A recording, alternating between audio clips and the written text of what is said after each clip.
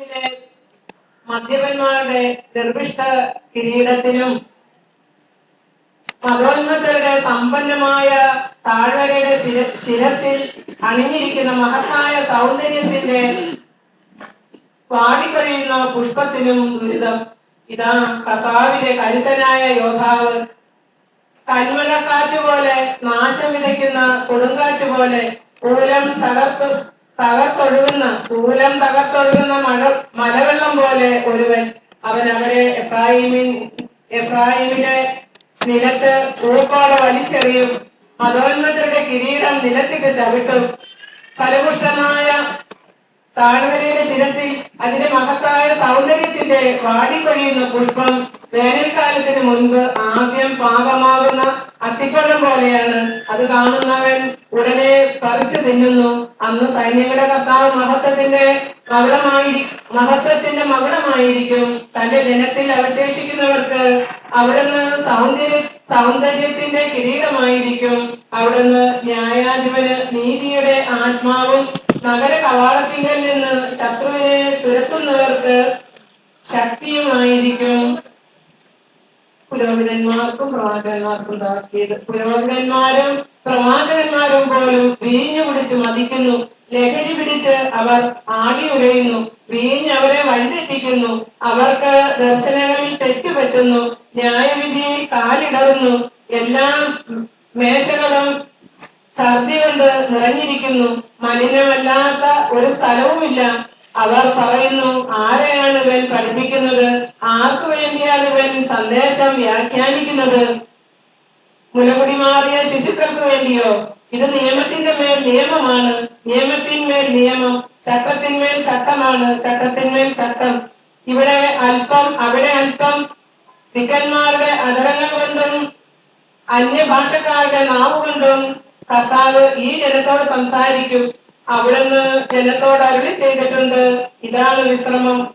പരിശീലകർക്ക് വിശ്രമം നൽകുക, ഇതാണ് വിശ്രമം. എന്നിട്ടും അവർ ശ്രമിച്ചില്ല. അതിനാൽ കർത്താവിന്റെ വചനം അവർക്ക് നിയമത്തിന്മേൽ നിയമമാണ്, നിയമത്തിന്മേൽ നിയമം.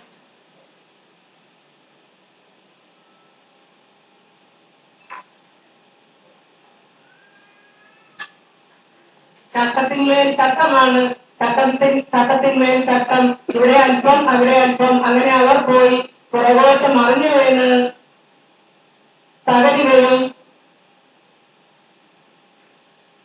വലയിൽ അകപ്പെടുകയും ചെയ്യും. ജെറുസലേമിൽ ഈ ജനത്തെ ഭരിക്കുന്ന നിന്നവരെ, കർത്താവിന്റെ വചനം ശ്രമിക്കുവിൻ.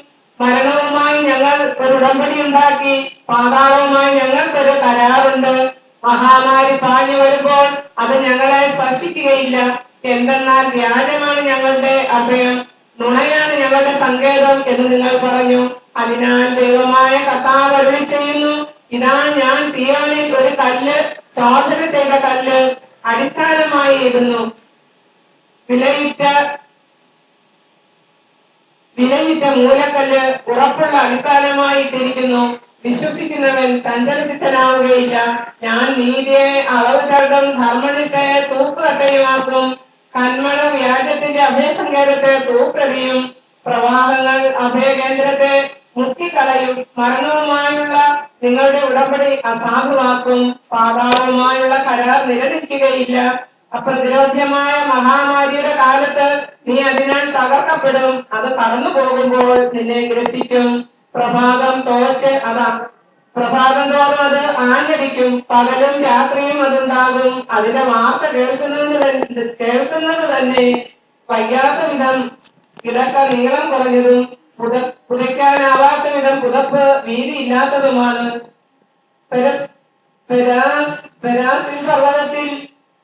പെരാസിം പർവ്വതത്തിൽ ചെയ്തതുപോലെ കർത്താവ് തന്റെ കൃത്യം നിർവഹിക്കാൻ എഴുന്നേൽക്കും. അവിടുത്തെ പ്രവൃത്തി ദുർഗ്രഹമാണ്. ഗിബെയോൻ താഴ്വരയിൽ വെച്ച് എന്ന പോലെ അവിടുന്ന് വൃദ്ധനാകും. അവിടുത്തെ പ്രവൃത്തി ദുരൂഹമാണ്. അതിനാൽ നിങ്ങൾ നിന്ദിക്കരുത്. നിന്ദിച്ചാൽ നിങ്ങളുടെ ബന്ധനങ്ങൾ കഠിനമാകും. ദേശം മുഴുവന്റെയും മേൽ വരാനിരിക്കുന്ന നാശത്തെക്കുറിച്ചുള്ള സൈന്യങ്ങളുടെ കർത്താവിന്റെ വിധി ഞാൻ കേട്ടു.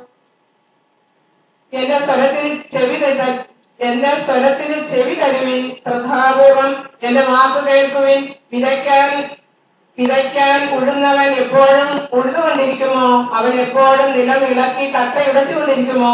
നിലം ഒരുക്കി കഴിയുമ്പോൾ അവൻ ചതകുപ്പ് വിതറുകയും ജീരകം വിതയ്ക്കുകയും ഗോതമ്പ് വരിയായി നടുകയും ബാർലി യഥാസ്ഥാനം വിതയ്ക്കുകയും ചെറുഗോതമ്പ് അതിനുള്ളിൽ ഇടുകയും ചെയ്യുന്നില്ലേ? എന്തെന്നാൽ അവന് ശരിയായ അറിവ് ലഭിച്ചിരിക്കുന്നു, അവന്റെ ദൈവം അവനെ അഭ്യസിപ്പിക്കുന്നു.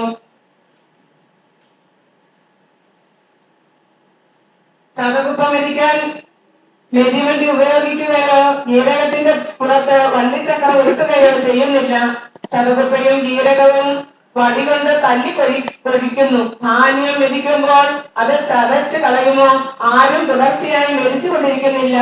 കുതിരയെ കെട്ടിയ വണ്ടി ഓടിച്ച് ചക്രം കൊണ്ട് അത് ചതച്ച് കളയുന്നില്ല. സൈന്യങ്ങളുടെ കർത്താവിൽ നിന്നാണ് ഈ അറിവ് ലഭിക്കുന്നത്. അവിടുത്തെ ഉപദേശം വിസ്മരണീയവും ജ്ഞാനം മഹോന്നതവുമാണ്. ദൈവവചനമാണ് നാം കേട്ടത്.